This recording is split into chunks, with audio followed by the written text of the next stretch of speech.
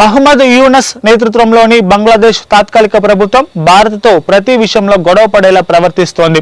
ఓవైపు పాకిస్తాన్ కు దగ్గరవుతూ మరోవైపు భారత్ కు దూరం అవుతోంది. ఈ క్రమంలోనే అలాంటి నిర్ణయాలే తీసుకుంటోంది.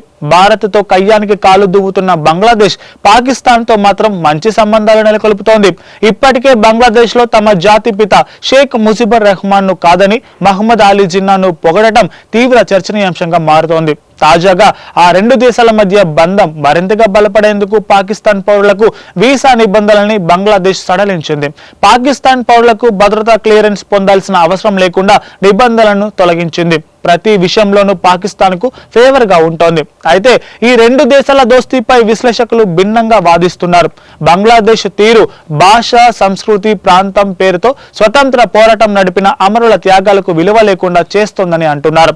విముక్తి పోరాటాన్ని అణచివేసేందుకు తమ భార్య బిడ్డల్ని అత్యాచారం చేసి దొరికిన యువకుల గొంతులు కోసిన పాక్ ఆర్మీని తమ దేశానికి శిక్షణ ఇచ్చేందుకు తాజాగా ఆహ్వానించడం సిగ్గుచేటని చెప్తున్నారు విశ్లేషకులు.